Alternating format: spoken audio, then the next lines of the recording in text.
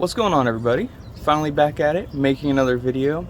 Today we're going to cover how we keep a fishery running in the scorching desert heat out here in Arizona.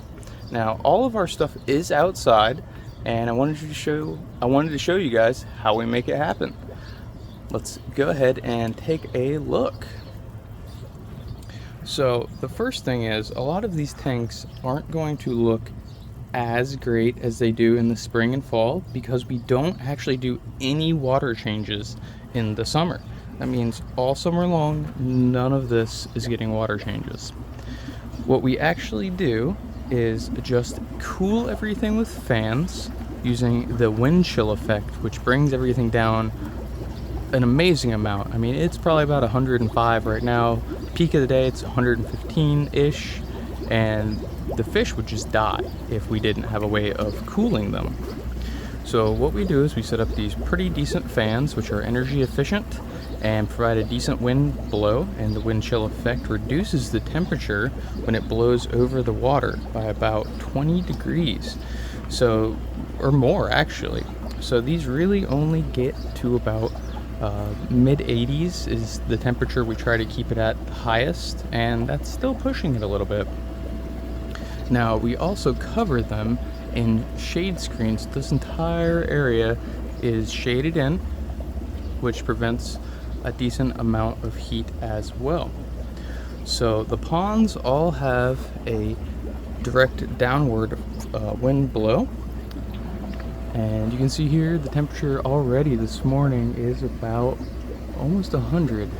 So we're getting there, and it will definitely get hotter as the day goes on. All the fish are doing good. The tanks don't look exactly incredible, but that is because of the lack of water changes, not due to anything else. All these fish are very happy and healthy, which is great. So, you know, a lot of people say you can't run tanks outdoors, they'll get hot. Well, I'm doing it in one of the hottest places on the planet, and everything's just fine. I have multiple types of fish. We got plecos, we got guppies, we got cories, we got tilapia in here. Let's see if we can get one to come to the surface. See, there was one. I got these are bluefin tilapia. We have albino bluefins, and then the regular ones, which are kind of like a dark blue color. And this tank's pretty hard to see in. Well, it's a pond. It's pretty hard to see in, but you can kind of see them coming up there. Let's throw them a snack and see if we can get them to come up. Now, these tilapia just eat the same food as the rest of my guppies. They are not that picky, and they do just fine. They have been super happy in here. I got about 25 of them in this 100-gallon Rubbermaid pond. And I'm super thrilled. This is the first time I've actually raised tilapia, so this has been a bit of a learning curve. One thing I didn't expect about raising tilapia was they eat all the algae that I throw in there from my other tanks, which is just, I couldn't be more happy about that. In addition to eating the algae, they actually eat all of the duckweed, which if you followed this channel, you know how much we have struggled with what to do with our duckweed. Well, no longer an issue. The tilapia eat it up. Some other cool stuff we've actually been working on is taking these Japan blue gold double swordtails, and we've managed to create a albino koi double swordtail by selectively breeding them.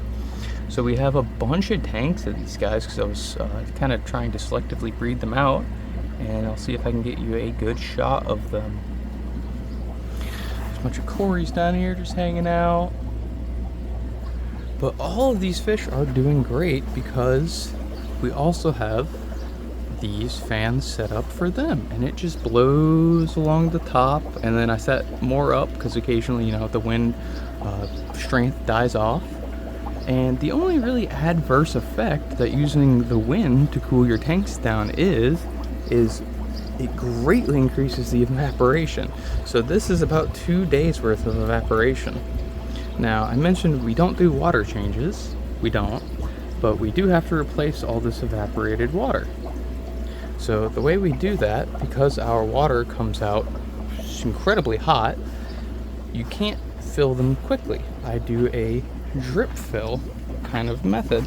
So I'm actually filling up this one right now, and you can see this will be running for quite a while, and it will fill this up. And the rate at which it fills, even though the water is coming out very hot, won't actually change the temperature of the overall water, because it'll cool down faster than it heats it up. Now, this is a newer tank I've set up full of full gold guppies that have done super well in the past year. I actually ran out of them earlier this year because people ordered so many, and I've managed to really bring them back. This is our second tank full of them, so that is exciting. Now, our plants have definitely suffered during this heat wave. They just have not been doing as good. It's kind of hard to tell with all these plants we're looking at, but a lot of our plant species just simply couldn't handle it. Now, this tank right here, see if we can find some colored adults, is actually the tub full of the albino koi double swordtails, which is just so cool. Let's see if we can find a nice colored up one in here.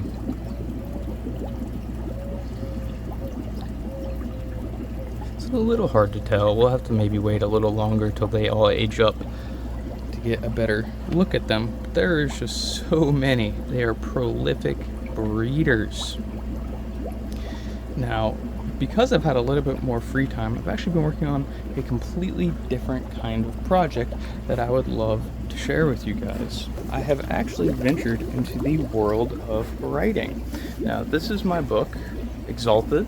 It's my first book in a series. I've actually written the second one. It's in editing, and this one is fully published. I published it earlier this year. So if you like fantasy books, I would really appreciate you guys checking this out. It is a great way to support the channel and support me as a content creator.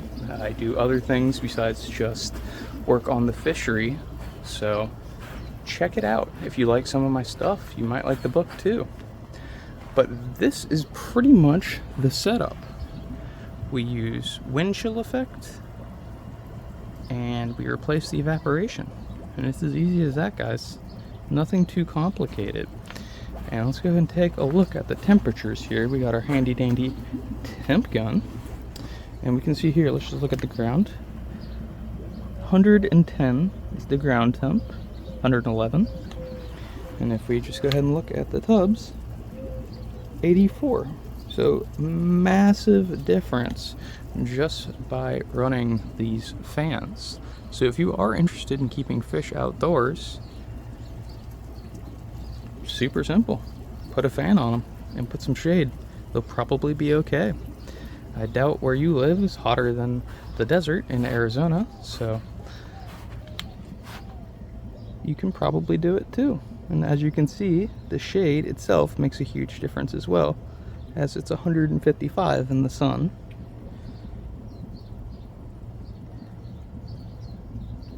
$120 directly in the shade near the sun. And if we move closer in, 110, 80. So that's how it's done. Hopefully you can do it as well. As you can see, it's not always the most professional setup, but that's okay. Anyways, I hope you guys learned something and enjoyed the video, and I will catch you all next time.